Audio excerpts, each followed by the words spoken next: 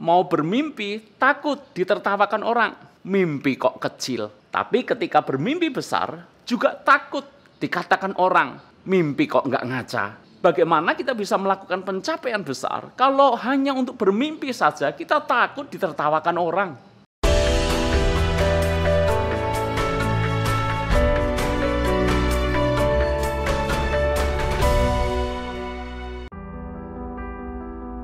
Takut apa kata orang. Mau melakukan ini, mau melakukan itu, takut apa kata orang. Mau kenakan ini, mau kenakan itu, takut apa kata orang. Mau makan di warteg, takut kalau dibilang melarat. Tapi makan di resto pun takut kalau dibilang sombong. Mau bermimpi, takut ditertawakan orang. Mimpi kok kecil. Tapi ketika bermimpi besar, juga takut dikatakan orang. Mimpi kok nggak ngaca. Bahkan ketika kita hendak melakukan apa yang baik sekalipun, kita juga takut apa kata orang. Takut dikatakan sok suci, takut dikatakan sok baik, pamer kesalehan, dan seterusnya.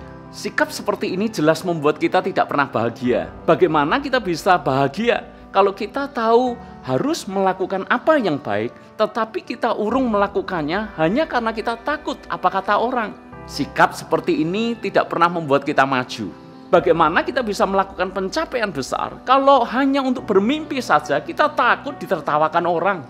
Apakah Anda mau bahagia? Jangan takut apa kata orang. Jangan terlalu pikirkan apa yang dipikirkan orang. Jangan ambil pusing. Melalui video ini saya ingin bagikan kepada Anda 3 hal yang bisa Anda lakukan supaya Anda tidak perlu lagi takut apa kata orang. Nomor 1, menyenangkan semua orang adalah hal yang mustahil. Seorang pengemis mendatangi Anda untuk meminta sedekah. Lalu Anda merogoh saku dan memberikan kepada pengemis itu Rp50.000. Kebetulan ada 4 orang yang ada di dekat Anda dan mengerti persis apa yang Anda berikan kepada pengemis itu. Maka orang pertama berkata, orang ini baik dan murah hati. Pengemis seperti itu saja diberi Rp50.000.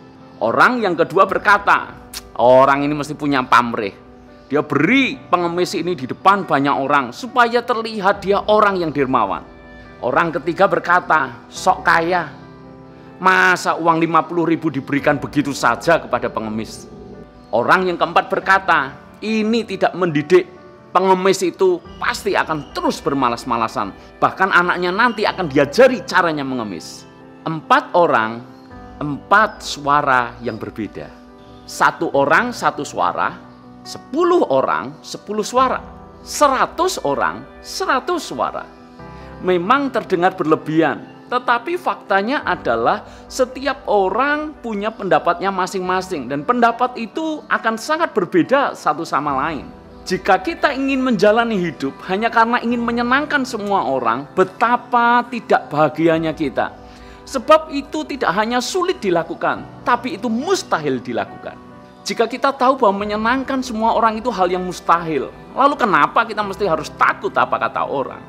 2, jangan kegeeran. Mereka belum tentu memikirkan Anda. Kita takut apa kata orang, padahal kemungkinan besar mereka tidak memikirkan kita. Dr. Daniel Amen, dia seorang psikiater terkenal, dia merumuskan sebuah teori yang sangat bagus. Teori ini disebut 18-40-60. Apa yang dimaksud dengan teori 18, 40, dan 60 ini?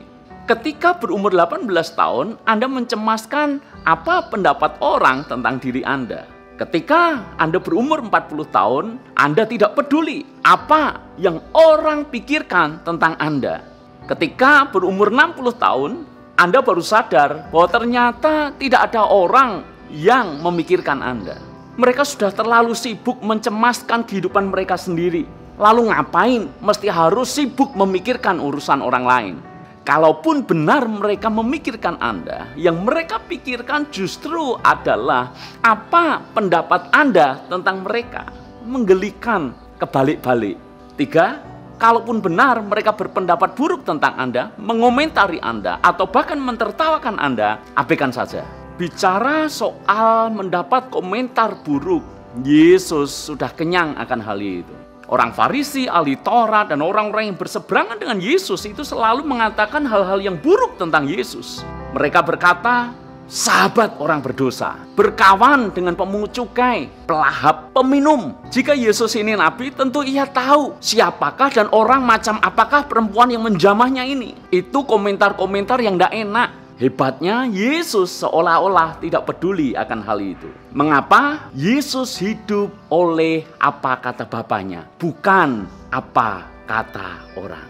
Jangan terlalu pusingkan apa kata orang. Ingat, ini hidup Anda, bukan hidup mereka. Lakukan apa yang Anda yakin benar dan tidak usah takut apa reaksi orang yang mungkin berseberangan dengan Anda.